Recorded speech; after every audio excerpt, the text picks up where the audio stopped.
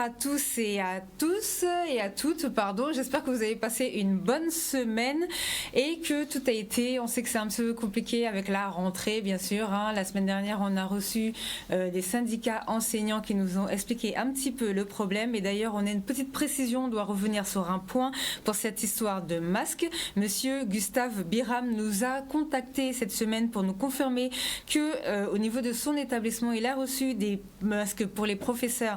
Donc je pense que c'est du rectorat de Guadeloupe et ce sont des masques utilisables 4 heures qui sont lavables 20 fois. Ce sont des masques en tissu.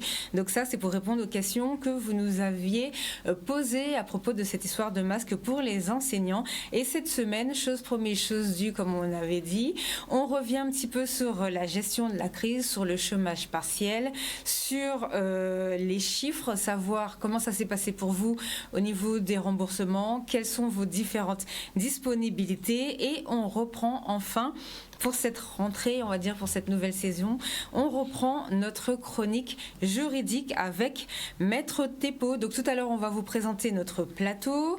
Mais avant de vous présenter notre plateau, nous allons commencer avec notre proms de la semaine.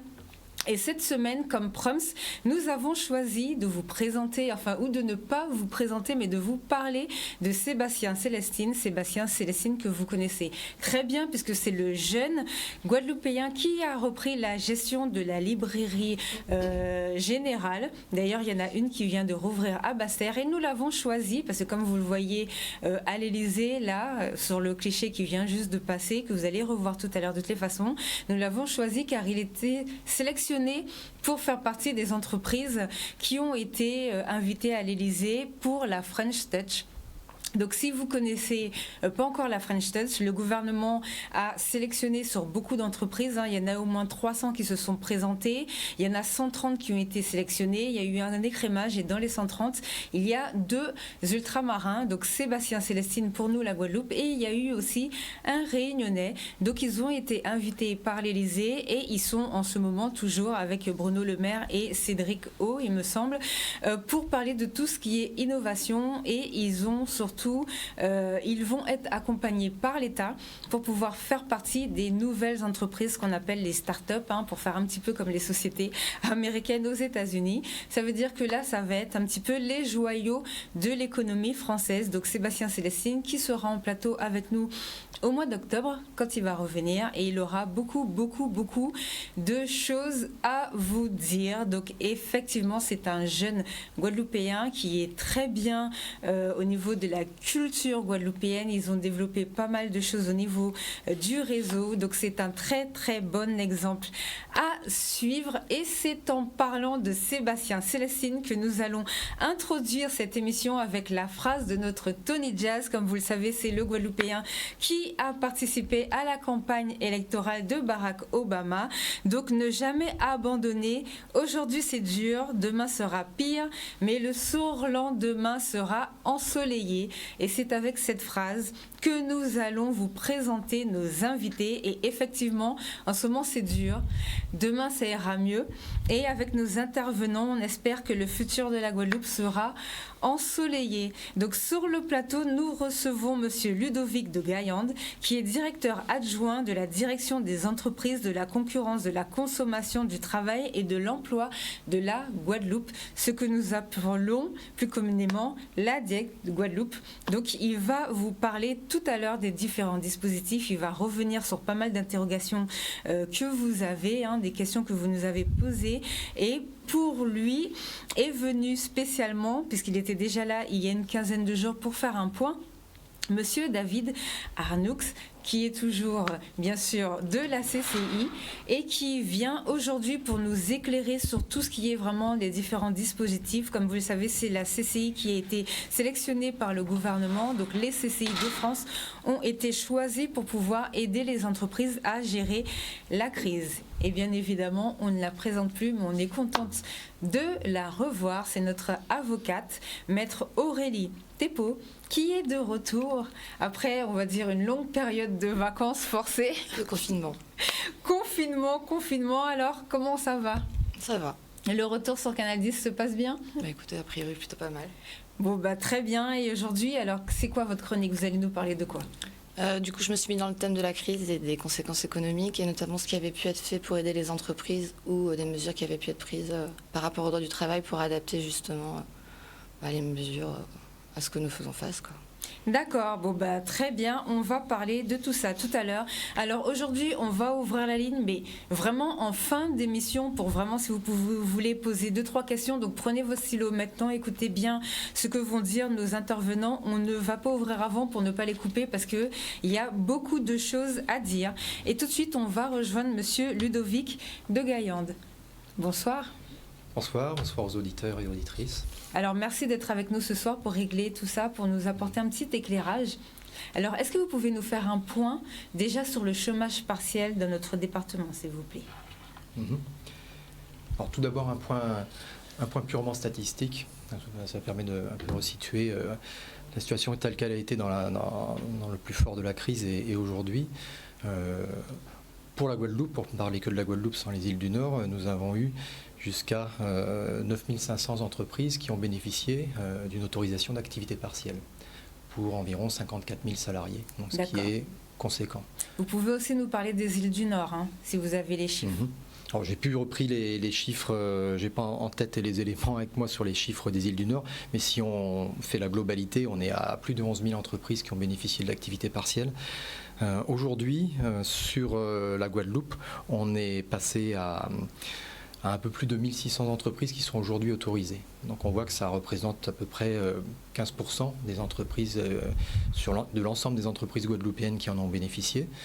Donc si on regarde ce chiffre sans prendre le temps de l'analyser dans le détail, on se dit formidable, il y a 85% d'entreprises qui ont repris leur activité et donc qui arrivent à donner du travail à l'ensemble de leurs salariés. Et quand on rentre dans le détail alors ? Là c'est plus compliqué, ça nécessite un travail d'analyse plus fouillé, mais une chose est sûre, c'est qu'il y a quand même 85% d'entreprises qui ne nous demandent plus d'activité partielle. Ce qui ne veut pas dire, et on le sait très bien, que leur chiffre d'affaires est au même niveau qu'avant et qu'elles ont le même type de travail à donner à leurs salariés. Mais ça n'empêche que c'est quand même un chiffre qu'on peut considérer comme rassurant, quoi qu'il en soit, même s'il faut le prendre avec des pincettes. D'abord parce qu'on continue régulièrement, tous les jours, à avoir des entreprises qui nous demandent ou qui renouvellent. Il y a celles qui ont repris et puis qui, en définitive, n'arrivent pas à maintenir un chiffre d'affaires suffisant pour pouvoir couvrir l'ensemble de leurs charges et qui, du coup, nous disent je vais devoir quand même remettre une partie de mes salariés en activité partielle. Donc, il y a beaucoup moins de salariés en activité partielle. Et puis par ailleurs, de plus en plus les demandes portent sur une partie des salariés et une partie des heures, alors qu'avant c'était la totalité des salariés et la quasi-totalité des heures. Voilà, c'est la grosse différence. Mais voilà, il faut retenir quand même ce chiffre, 15% d'entreprises qui sont aujourd'hui en autorisation par rapport au nombre total que l'on a autorisé sur les mois précédents. Au niveau de la CCI, quels sont les retours que vous avez? Comment vous analysez ça? Alors, au niveau de la CCI, on n'a pas la même approche. Oui, parce que c'est vous, les gens viennent vous voir pour faire la démarche, pour bénéficier de l'activité. On part au contraire du schéma inverse. Au plus fort, effectivement, il y a eu un tiers des sociétés guadeloupéennes, à peu près. Il y a eu un tiers des sociétés guadeloupéennes qui ont eu droit au chômage partiel. C'est un système qui a énormément, je peux vous dire que sans ce système, beaucoup de sociétés auraient dû fermer. D'accord. Donc les entrepreneurs sont, entre guillemets, redevables et sont contents de ce système qui malheureusement ne se prolonge pas. Quand je dis qu'il ne se prolonge pas, si on a des plaintes aujourd'hui, c'est que les mêmes entrepreneurs qui ont fait la demande avant se voient, et c'est très bien, et on peut comprendre qu'il y ait des demandes différentes de justification, mais vous avez donné un chiffre qui est vraiment intéressant. Alors on peut le voir, on peut dire que 85% des sociétés travaillent ne le demandent pas, mais on peut aussi se dire que 85% des sociétés n'arrivent pas à l'avoir. C'était ma question. Voilà, donc malheureusement, je pense aujourd'hui que 85% des sociétés ne l'ont pas pour deux raisons. Un, parce qu'elles sont dans une phase où elles n'arrivent pas, n'ayant pas réussi à avoir le PGE, ayant rencontré beaucoup de problèmes pour faire les démarches et pour tout faire, se voient complètement découragés et ne font même plus la démarche. D'accord. Donc c'est même pas une question de refus, c'est qu'il n'y a même plus Ils n'ont même plus la motivation. Ils n'ont plus la motivation pour faire la demande et ils se disent de toute manière, advienne que pourra. Et ce qui arrivera, arrivera. Et s'il faut fermer, on fermera. Et s'il faut licencier, purement et durement. Donc voilà, c'est un vrai problème. Et je pense qu'aujourd'hui, c'est la question. La Guadeloupe ne va pas du tout bien. Et je ne pense pas qu'il y ait 85% des gens qui n'en ont pas besoin. C'est 85% des gens qui ne savent pas comment faire ou tout simplement qui ne l'ont pas fait. Voilà, mais on ne peut pas penser, et il est impensable, dans un monde dirigé, un monde économique dirigé sur le tourisme, comme nous vivons en Guadeloupe depuis heureusement quelques décennies, on ne peut pas imaginer que sans avion, sans touristes, sans bateau, que les gens puissent reprendre leur activité et que tout fonctionne comme il faut. C'est impensable, et donc obligatoirement, il y a des aménagements. Alors effectivement, on a tous réouvert au mois de mai. Et bien sûr, la première, quand vous êtes un entrepreneur, vous avez envie d'ouvrir et espérer qu'il y aura de la clientèle. Malheureusement, ça ne se passe pas comme ça.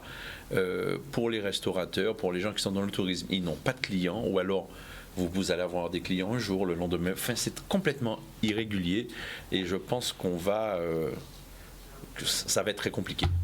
Voilà. Est-ce que vous allez dire quelque chose ? Oui. Allez-y. Oui, c'est important je ne sais pas si j'ai le temps d'expliquer tout ce que moi j'interprète dans ces chiffres, dans l'analyse actuelle. Si c'est pas trop technique, allez-y. C'est pas que c'est technique, c'est que c'est complexe.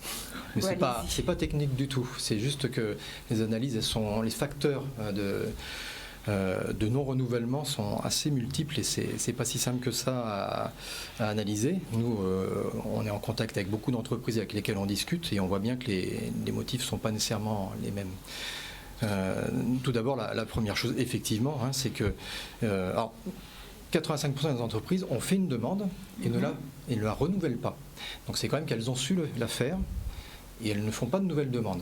Sur 16 000 entreprises sur 1600 entreprises qui en bénéficient aujourd'hui, il faut voir qu'on a un stock d'entreprises pour lesquelles on a posé des questions, donc invalidé la première demande, qui est de 250 aujourd'hui.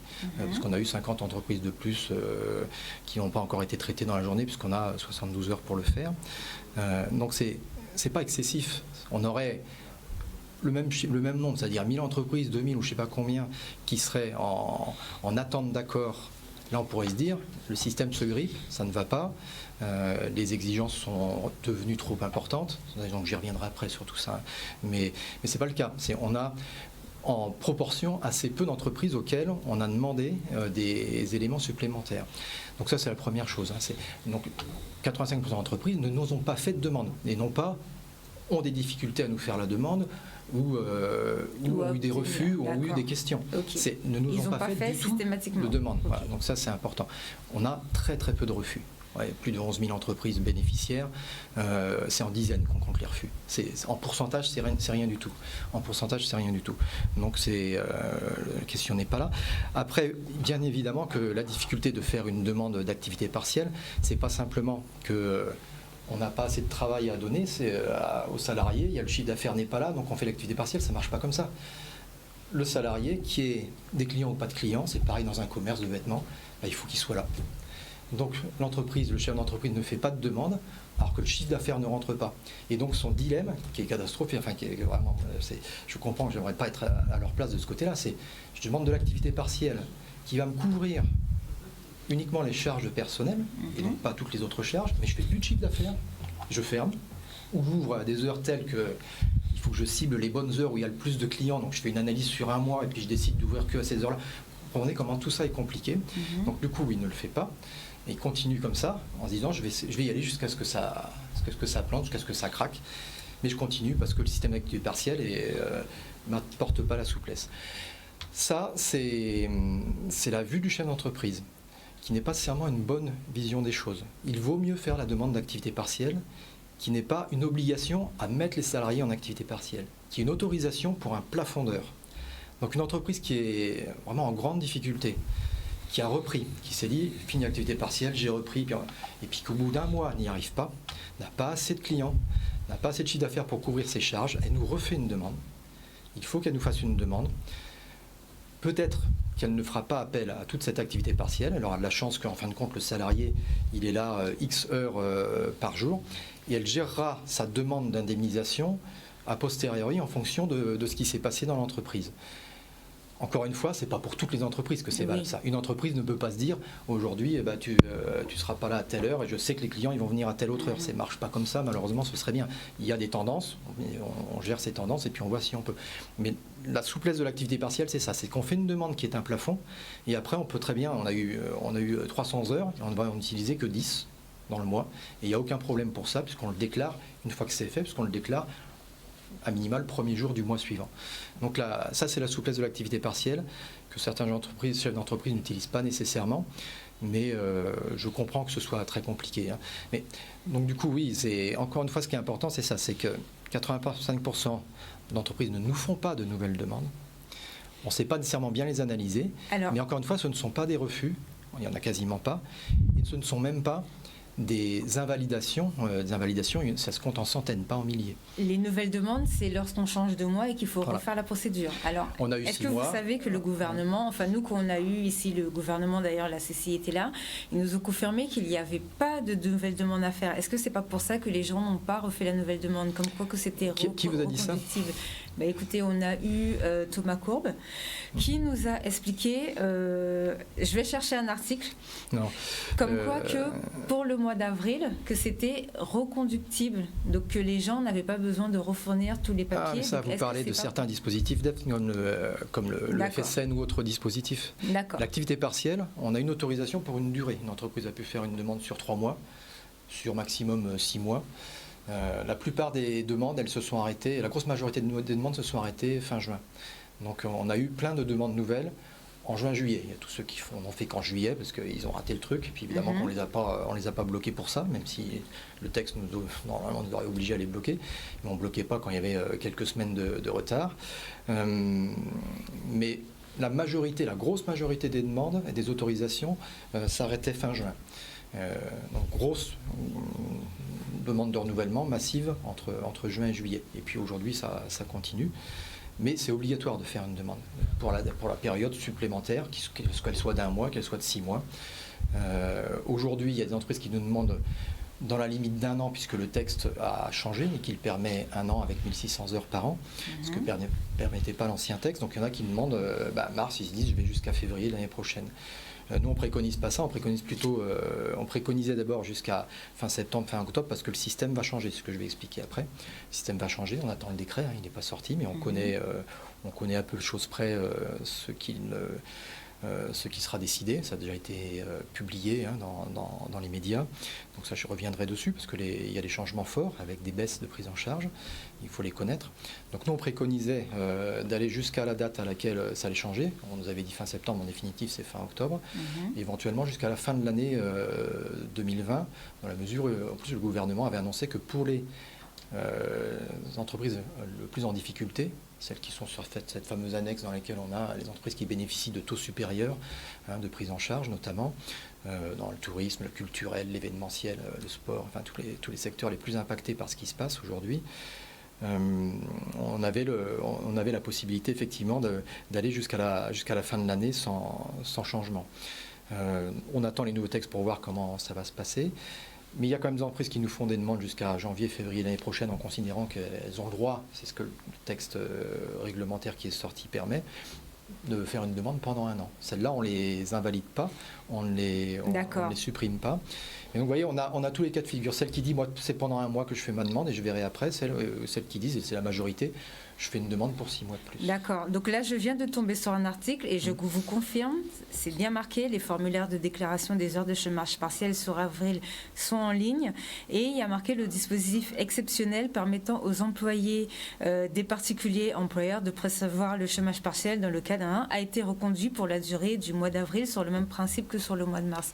Donc nous, après, je ne sais pas comment vous avez mis en place c'est le dispositif qui est reconduit, mais ça n'exonère pas de faire une demande. D'accord. Au niveau de la CCI, est-ce que vous savez, au niveau des demandes que vous avez traitées, quand il y a un refus, est-ce que vous savez pourquoi il y a le refus? Est-ce que vous pouvez voir après avec la diète comment refaire le dossier? On a fait un peu, je pense que c'était en coordination avec vous, on a fait les demandes toujours par 2 ou 3 mois, à chaque fois en pensant au nouveau dispositif. C'est-à-dire que nous, on a dit à nos ressortissants, écoutez, vous l'aviez fait jusqu'à juin, faites-le jusqu'à septembre. D'accord. Alors ça a été reporté à octobre. Aujourd'hui, voilà. Le souci aujourd'hui, donc, comme on le sait, ce n'est plus donc un refus systématique, c'est une invalidation. Donc pour fournir des pièces et tout ça. Donc ce qu'on attend, c'est de savoir exactement les pièces qu'on va devoir demander à nos ressortissants, qui puissent faire au plus vite. Et après, d'ici on va dire un petit mois, on va savoir, parce que pour beaucoup, effectivement, ce n'est plus des demandes totales de chômage partiel. Oui, c'est souvent, donc, comme ce sont des petites entreprises, on va dire, il y a quelques salariés qui sont revenus travailler. 3-4 salariés. Pour la plupart, ils en gardent 3. Et il y en a 1 ou 2 au chômage partiel seulement. Oui. Donc, et c'est où c'est plus handicapant, parce qu'ils se sentent punis, ils se disent, écoutez, on a fait l'effort de faire revenir, on n'est pas resté seul. Et aujourd'hui, alors qu'on n'a pas demandé la totalité, on se voit un refus catégorique. Donc, écoutez, moi je pense que c'est important. Effectivement, on ne peut pas donner un blanc-seing à chaque fois. On va mettre en place, avec la DIECT, un cahier des charges, si vous voulez, pour qu'on puisse savoir exactement ce que vous demandez, afin que ça soit respecté, que les dossiers soient en état pour être traités le plus rapidement possible. Et avec des conditions pareilles, il n'y a pas de raison que les gens qui demandent se voient refuser. Donc, mais ça se comprend qu'on ne peut pas tout donner sans vérification. Oui, ça c'est normal, surtout qu'il y avait eu une histoire de contrôle aussi, le gouvernement avait dit qu'ils allaient contrôler les entreprises au cas où. Nous contrôlons. Comment ça s'est passé? Est-ce qu'il y a eu beaucoup de fraude en Guadeloupe? Non, je suppose que nous, il n'y a pas eu, on ne s'est pas retrouvé, parce qu'en France hexagonale, les chiffres sur les contrôles, j'ai vu, c'était quand même hallucinant. Il y a pas mal d'entreprises qui ont quand même, on va dire, grugé. Nous, en Guadeloupe, on a plus des entreprises en difficulté. Alors, il y a de la fraude en Guadeloupe aussi. Je sais. Oui, mais comme on a beaucoup de petites entreprises, c'est pour ça que je vous pose la question. Nous sommes en phase le plan de contrôle n'est pas terminé. D'ailleurs, il n'est terminé nulle part, ni dans l'Hexagone. Un contrôle, c'est très long en fait. D'abord, on demande des pièces. On n'a pas toutes les pièces, on redemande des pièces. Donc ça prend déjà plusieurs semaines, voire mois, pour obtenir toutes les pièces. Au-delà des pièces, on fait une analyse, on pose des questions. Éventuellement, ça conduit à avoir besoin d'autres pièces. Et éventuellement, un contrôle sur place, quand on se pose vraiment la question de la véracité des éléments. La majorité des dossiers contrôlés nous laisse penser qu'il y a des erreurs, mais pas des fraudes. D'accord. Voilà. Il y a beaucoup d'irrégularités et quand on discute avec les chefs d'entreprise, nous on part du principe que c'est de la bonne foi et qu'ensuite on se pose la question de la mauvaise foi ou de la fraude. Mais la majorité sont vraiment en panique, découvrent et s'aperçoivent qu'ils ont fait des bêtises parce qu'ils ne maîtrisaient pas. Donc ça c'est la preuve de la bonne foi, c'est la régularisation qu'on arrive à faire très vite. Donc si on arrive à faire une régularisation très vite qui est de l'initiative du chef d'entreprise, on lui dit voilà, on va éviter les sanctions, vous faites votre demande de modification et nous on va la valider très vite. Ça conduira à un remboursement s'il y a eu trop perçu et ce remboursement, on va voir avec vous comment on l'étale. D'accord. Et l'étalement c'est pareil, c'est pas 3 mois, ça peut prendre du temps. En fonction de la situation de l'entreprise, on va pouvoir étaler de manière, je pense, tout à fait pertinente et satisfaisante pour l'entreprise les modalités de remboursement quand elle a eu un trop perçu. Après, oui, il y a des fraudes. Quand une entreprise touche de l'activité partielle et que le salarié ne la touche pas, c'est difficilement une erreur. Bon, voilà. D'accord. Et ça, on a des cas comme ça. Et puis après, il y a des cas où les entreprises ne nous répondent pas. Malheureusement, là, il n'y a plus de bénéfice du doute ou de la bonne foi quand on ne nous envoie pas les pièces. C'est autre chose. Le plan de contrôle, c'est un point, on est dessus. Il y a plusieurs centaines d'entreprises qui sont contrôlées. On continue. Dès qu'on a des signalements, on fait le nécessaire. On travaille soit en interne à la DIECT avec mes collègues inspecteurs du travail, soit en externe si effectivement il y a des sujets qui sont un petit peu lourds, avec d'autres structures de manière à valider une série d'informations. Mais pour moi, c'est pas le plus gros sujet, et pas là quand même. Il existe, il est important. On a quand même, on est à 85 millions de payés, de verser aux entreprises, c'est conséquent. Et c'est quand même normal aussi de ça se vérifie, c'est notre argent à tous. Exactement. Et donc c'est normal qu'on en fasse le bon usage et qu'on sanctionne les fraudeurs. Et oui, il y en a. c'est un petit peu difficile de faire de faire des comparaisons, des proportions, des pourcentages. C'est pas très très intéressant par ailleurs. Non, l'important aujourd'hui, c'est ce que M. Arnaud a dit, l'important c'est que très vite, les entreprises qui en ont besoin puissent en bénéficier. Donc, quelles sont les modalités là? Parce qu'au début, c'était 86%, il me semble. 84%. Ensuite, ça a diminué. Donc, quelles sont les modalités? Est-ce que ça continue? Comment ça se passe? Alors, vous voulez que je commence par les nouvelles modalités à venir ou que j'explique justement ce que l'on est en train de faire pour faire en sorte que les dossiers passent? Expliquez-nous ce que vous êtes en train de faire pour que les dossiers passent. Et je commence par ça et après je vais venir sur la réforme des taxes et des taux. Alors, aujourd'hui, contrairement à la période de mars à mai, grosso modo, surtout mars-avril, mais même jusqu'à mai, nous demandons des justificatifs, ce qui est une obligation réglementaire. Vous imaginez 11 000 entreprises, d'habitude on a entre 80 et 100 dossiers par an, on se retrouve avec 11 000 en 2 mois, avec un système que le gouvernement a décidé de fluidifier au maximum avec des accords tacites en 48 heures. Nous, en 48 heures, j'ai mis 20 personnes dessus, 20 personnes de notre équipe ont fait que ça et ont lâché toutes leurs activités pour faire que ça. Et après, j'ai embauché 5 personnes qui sont toujours chez nous et pour lesquelles j'ai demandé au ministère de pouvoir les garder jusqu'à la fin de l'année compte tenu du poids de l'activité partielle encore aujourd'hui.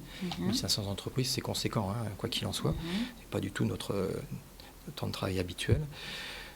Aujourd'hui, donc le travail, on est obligé de demander des justificatifs, d'autant plus qu'il n'y a pas une entreprise, même avec la même activité, qui est dans la même situation. On parlait des restaurants, un restaurant qui est situé à Jarry, qui a l'habitude de n'ouvrir que le midi, et il y en a beaucoup. Aujourd'hui, ça va beaucoup mieux, parce qu'il y a beaucoup d'entreprises de Jarry qui fonctionnent et qui ont besoin de se restaurer le midi. L'entreprise qui est à Saint-François et qui vit du touriste extérieur, c'est beaucoup plus compliqué, voire même impossible. D'où celles-là sont encore beaucoup en activité partielle, pour certaines totales. Il y en a qui sont encore fermées, malheureusement, qui ne s'en sortent pas. Donc on a besoin de ces justificatifs-là. Alors quand on invalide, encore une fois, des refus, il n'y en a quasiment pas. Quand nous invalidons, en fait, le terme invalidation, ça veut dire qu'on pose des questions. On dit voilà, on considère que soit vous vous êtes trompé, il y a des erreurs dans votre truc, corrigez le truc, soit on n'a pas les éléments de compréhension. Et donc donnez-nous ces éléments-là. C'est ça que j'ai mis à plat aujourd'hui et puis que je donnerai à l'ensemble des partenaires et en particulier les consulaires, les premiers CMA et CCI importants, qui soient nos relais. Nous on a besoin des relais parce qu'aujourd'hui les collègues sont submergés, c'est très très difficile de faire face. Donc on a besoin des relais pour à tout prix faire en sorte que du premier coup, les demandes soient bonnes du premier coup. Aujourd'hui elles ne sont pas bonnes du premier coup. Ce qui est embêtant en revanche, c'est que des fois elles ne sont pas bonnes au deuxième ou au troisième coup, voire même on n'a pas la personne fait exactement la même demande sans aucune explication supplémentaire. Là, j'avoue que c'est un petit peu embêtant parce qu'elle perd du temps. Nous, on appuie sur le truc en envoyant la même question, donc ça ne fait pas perdre énormément de temps, mais quand même. Mais l'entreprise, elle, ça lui fait perdre plusieurs jours. On pose une question, il faut répondre à la question. Et après, si on n'arrive pas à répondre à la question, on écrit, on prend le téléphone, etc. Mais on ne reste pas sans rien dire. Si on pose la question, c'est qu'on a la légitimité à le faire et qu'on a besoin de ces éléments d'information. Aujourd'hui, j'ai une grosse pression, c'est de ce côté-là, sur les justifications et ce qui est normal. Et donc, on fait en sorte d'être le plus souple possible, mais il nous faut avoir des éléments d'information qui sont, je dirais, de nature économique. Il n'y a pas un tableau qui va être le même pour une entreprise comme pour l'autre. On est assez souple là-dessus du moment qu'elle nous justifie qu'il y a une chute d'activité. Elle nous donne des éléments de compréhension et nous, on va très vite accepter. Mais il y a des entreprises qui continuent à nous écrire, par exemple, je suis une entreprise dans le secteur d'activité fermé par l'arrêté du temps. Il n'y a plus, enfin à part les discothèques, il n'y a plus d'entreprise fermée par voie réglementaire. Donc quand on reçoit ça, nécessairement, on pourrait même écrire c'est un refus, sans même poser de questions, ce qui n'est pas le cas. Donc on a une série de questions qui reviennent énormément, qui à 80% sont à peu près les mêmes, et elles portent surtout sur quelles sont vos difficultés économiques aujourd'hui, quelles sont les problématiques de baisse d'activité, de manière à ce qu'on puisse comparer les choses. On parlait de la restauration, je dirais la même chose. Sur la construction. Le nombre d'entreprises de la construction en activité partielle a énormément chuté, ce qui est normal, on le voit autour de nous, ça a heureusement bien repris dans les conditions spécifiques. Ça c'est autre chose, mais la majorité ont repris. On a quand même encore de mémoire une centaine d'entreprises de construction qui font appel à l'activité partielle. D'accord. Donc c'est encore particulièrement conséquent. Et voilà. Donc à chaque fois, on pose des questions sur mais qu'est-ce qui fait que vous n'arrivez pas à reprendre ? Alors allez-y, vous avez quelque chose à dire. Alors, je pense qu'il serait bon. Et ça évite le plan de contrôle a posteriori d'ailleurs. Oui, c'est surtout ça. Je pense qu'il serait bon. Vous avez fait une petite remarque tout à l'heure sur la restauration. Vous avez dit qu'à Saint-François, ils sont sinistrés. Et qu'à Jarry, par exemple, ils ne sont pas sinistrés. Je parlais des entreprises de Jarry qui n'ouvrent que le midi. Voilà. Alors, par exemple, je peux vous confirmer que c'est pas tout à fait exact. Et c'est pas tout comme ça. C'est pas exact. C'est très variable. Pour ça que je dis, il n'y a pas un cas pareil. C'est pour ça qu'on est vraiment, on est à votre disposition, parce que nous, la CCI, nous sommes des professionnels. C'est-à-dire, vous savez comment ça se passe. Hein, on est vraiment des professionnels et je pense que notre analyse est complémentaire. À Jarry, beaucoup de restaurateurs qui sont ouverts le midi ne fonctionnent pas comme avant. Pourquoi ? Parce que vous avez beaucoup d'entreprises. Les employés, ils ont peur, donc ils vont plus dans les restaurants le midi. Oui, ça c'est vrai. Ou alors, il y a eu un aménagement du temps de travail. Donc au lieu de travailler de 8h à midi, de 14h à 17h, ils terminent à 13h. Moralité, ils viennent avec leur gamelle ou leur plat et ils rentrent chez eux, ils mangent chez eux. Donc encore, on a l'impression que les gens sont sur Jarry, mais les restaurants ne fonctionnent pas sur Jarry. D'accord. Comme avant. Même j'ai des pizzerias sur Jarry qui fonctionnaient formidablement bien le soir aussi, vous savez. Mais ils ont continué pendant le Covid. Il y en a qui ont eu cette chance de pouvoir rester ouverts. Quand il n'y avait pas ils ont fonctionné un peu. Mais actuellement, ils me disent même leur livraison le soir, qui était leur cœur de métier, a en partie chuté. Vous voyez, donc il y a vraiment, comme vous dites, il y a vraiment aucun cas se ressemble. Mais la restauration sur Jarry, qu'on ne se méprenne pas, il y a vraiment un problème. Les gens, l'aménagement, la nouvelle manière de vivre, entre guillemets, fait que les gens ne vont plus au restaurant comme avant. C'est bien d'accord. C'est bien ce que j'ai voulu dire en disant il n'y a pas une entreprise pareille. Ah oui, tout à fait. J'ai dit une entreprise de Jarry qui travaille le midi, elle pourra avoir. C'est pas le cas de tout le monde. Moi, je vois bien ceux dans lesquels je vais. Je discute avec les restaurateurs, c'est pas compliqué, et je vois ce qu'ils me répondent. Et puis je constate la salle qui est pas pleine et j'ai même pas à attendre. Donc évidemment que ça a changé. Là-dessus, il y a aucune ambiguïté. En revanche, ces entreprises-là ne nous font pas de demande d'activité partielle, même si le chiffre d'affaires a chuté. Et ce que j'espère, c'est qu'ils arriveront à être rentables malgré tout ça. Ça, c'est autre chose. Et je pense que l'activité partielle sera pas une solution pour elles, malheureusement. Parce que l'activité partielle, c'est pas de la trésorerie, c'est pas de la perte d'exploitation qu'on compense. C'est juste le travail qu'on ne peut pas offrir à son salarié. C'est ça l'activité partielle. Je ne peux pas donner de travail à mon salarié. Ces entreprises peuvent le donner et elles doivent le donner parce qu'il n'y a pas que les charges de personnel qui pèsent sur elles. Donc il faut qu'elles continuent. Malheureusement, dans des situations où le chiffre d'affaires est plus le même pour la grosse majorité. Et c'est pour ça que je donnais volontairement un exemple extrême qui est moi je marche vachement bien, il y en a qui marchent très bien. Et puis moi j'ai plus de clients parce que je suis dans la zone touristique avec une offre de service restaurant de haut de gamme, et c'est pas le quotidien des habitants qui viennent me voir. Donc résultat, mis à part le week-end, je chute et je sais plus m'en sortir. Et donc je préfère fermer parce que sinon chaque mois je perds un fric fou et ma boîte elle est morte dans 6 mois. Donc ça on a bien conscience. Encore une fois, c'est pour ça que je dis bien, il n'y a pas un cas pareil. Pour nous, c'est très difficile d'analyser. On ne veut pas passer dans un système où on contrôle a posteriori et on demande du remboursement. Il n'y a rien de pire que de demander du remboursement. Vous mieux refuser. Encore une fois, il y a très peu de refus. Ou vaut mieux être prudent sur les autorisations plutôt que de faire des remboursements dans 6 mois, parce que alors là, c'est pour une entreprise lui dire non, on s'est trompé ou on n'a pas vu. C'est ce qu'on vit actuellement avec notre plan de contrôle, puisque encore une fois, on avait plus de la moitié des entreprises qui sont passées en tacite. C'est très très compliqué à gérer. Donc ça, on ne veut pas faire ça. Encore une fois, on écrit systématiquement le motif de l'invalidation, qui est une question auquel il faut répondre le mieux possible, et surtout nous appeler s'il y a une difficulté pour y répondre. Nous, il faut qu'on le sache. C'est important. Donc ça, et de ce côté-là, c'est pour ça qu'on va travailler avec les consulaires cette semaine. J'ai aussi un entretien avec l'ordre des experts comptables. Enfin, voilà, nous, on a besoin de tous ces relais d'accompagnement des entreprises de manière à garantir la demande du premier coup. Et là, aujourd'hui, on a une bonne partie quand même où ça marche. Mais quand je vous dis il y en a 250 dans le flux pour lesquels on attend des réponses, c'est que Toutes celles-là, elles n'ont pas su faire la demande du premier coup. Alors, parlez-nous des modalités pour ce mois-ci et pour à venir, et après, c'est la chronique de Maître Thébault. D'accord. Donc l'activité partielle, effectivement, jusqu'au 30 octobre, comment ça fonctionne?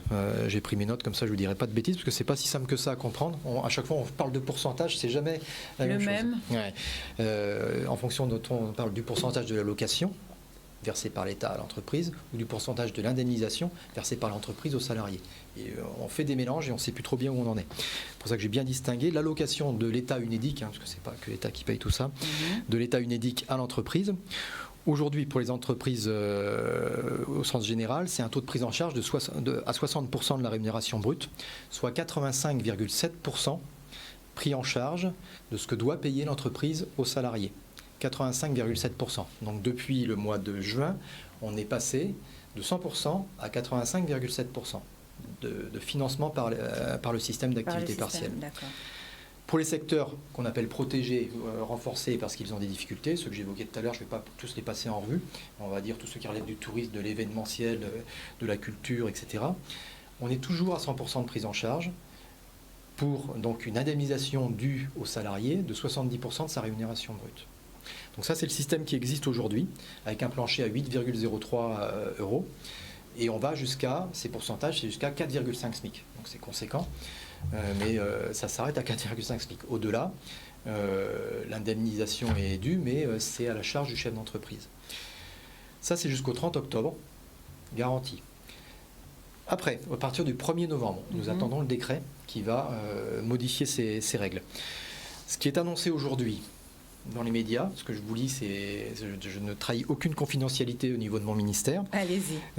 Mais un décret, s'il n'est pas sorti, c'est qu'il est compliqué à finaliser et qu'on est dans les ajustements. Ce qui, je pense, ne fera pas l'objet d'ajustements, ce sont les nouveaux taux. Donc l'allocation État UNEDIC à l'entreprise, encore une fois pour bien distinguer les choses, dorénavant ce sera un taux de prise en charge qui passera de 60% à 36% de la rémunération brute. Ce qui veut dire qu'on va passer de 85,7%, régime normal, à 60% de prise en charge. Donc le reste à payer par l'entreprise passera de 15%, arrondi, à 40%. Sur une indemnisation du salarié qui, elle, passe de 70% à 60%. Alors, le 70% en net, parce que le salarié, ce qui l'intéresse, c'est son net, ça fait, aujourd'hui, ça fait 84%. On arrondit aussi, puisque c'est en fonction des quelques cotisations qui restent, puisqu'il y a des exonérations de la plupart des charges sociales, mais il reste quelques cotisations. Compte tenu des exonérations, 70% du brut, ça représente 84% du net pour le salarié. On va passer à 60%. 60%, ça va représenter à peu près 71% du net pour le salarié. Donc une perte de pouvoir d'achat dans le nouveau système. Par ailleurs, pour le chef d'entreprise, une prise en charge qui passe de 85,7% à 60%. Et ça pour tous les secteurs. J'attends de savoir, ce que nous attendons de savoir, c'est pour les secteurs renforcés, comment ça va se passer. Moi, je ne connais pas l'atterrissage de ce décret. Le gouvernement a annoncé que pour les secteurs renforcés, l'activité partielle continuerait jusqu'à la fin de l'année, mais sans donner les clés d'interprétation de cette formule. Donc je me garderai bien de dire quoi que ce soit pour l'instant. On va attendre que ce décret sorte, fin septembre, en octobre, je ne peux pas vous dire, plutôt octobre je pense.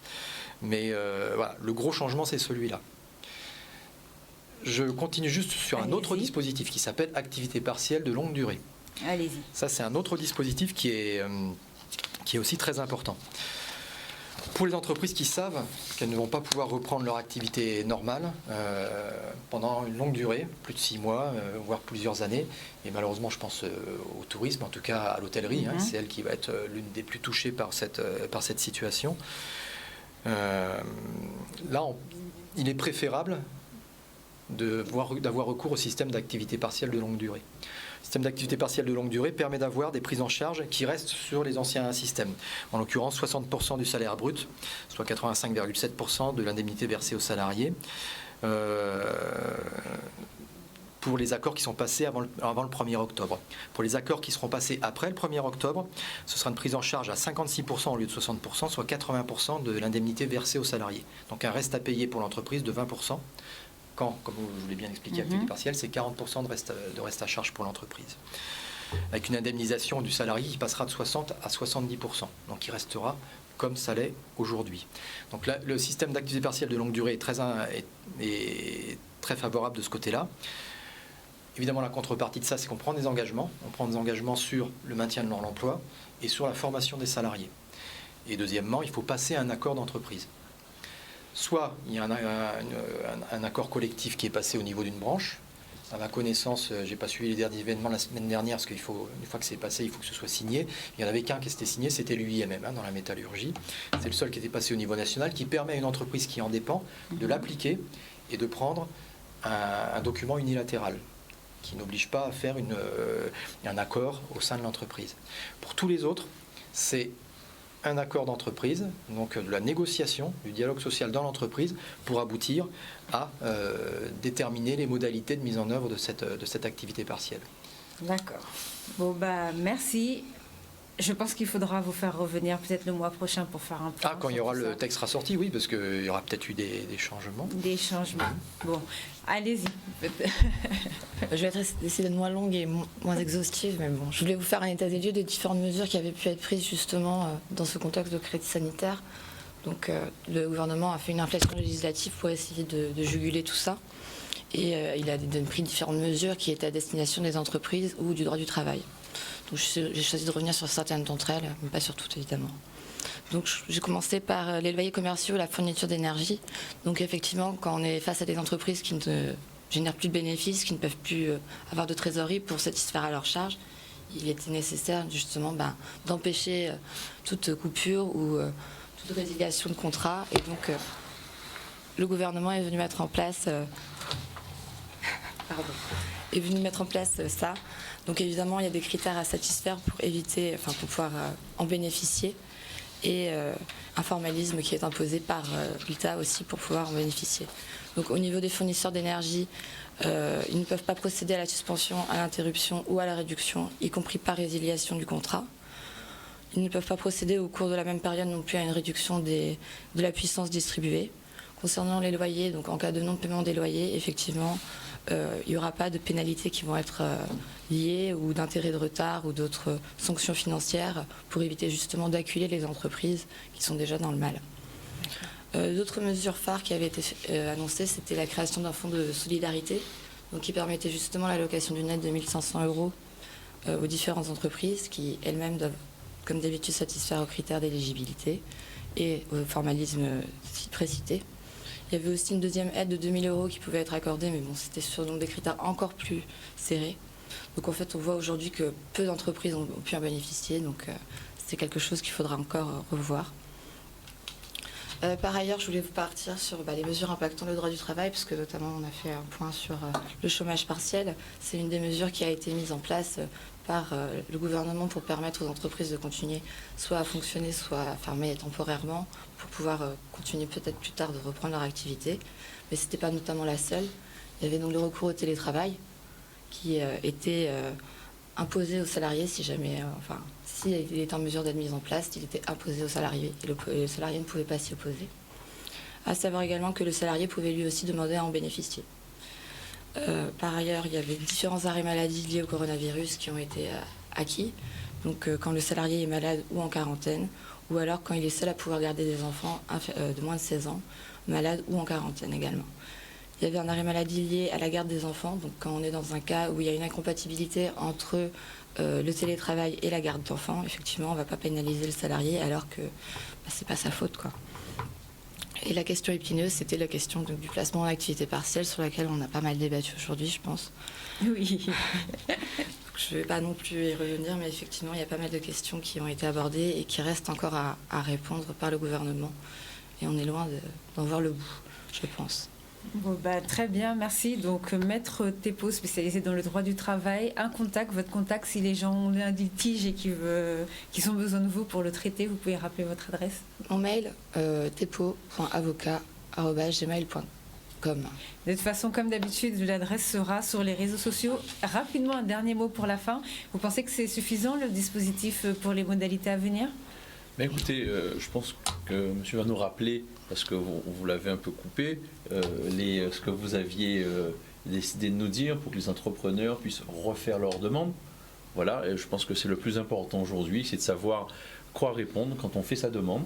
Et je pense que si on arrive à vous fournir des dossiers bien montés, mais ça sera plus facile parce qu'on a un avenir qui malheureusement change tous les jours.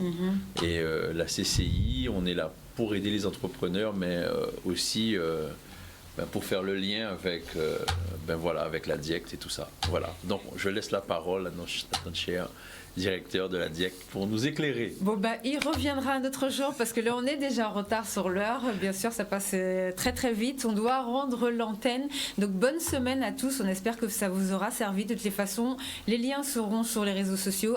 #Entreprums et vous pourrez poser vos questions comme d'habitude. On enverra les éléments et les informations pour que vous ayez des réponses. À la semaine prochaine. Au revoir. Merci d'être venu. Merci. Merci, au revoir.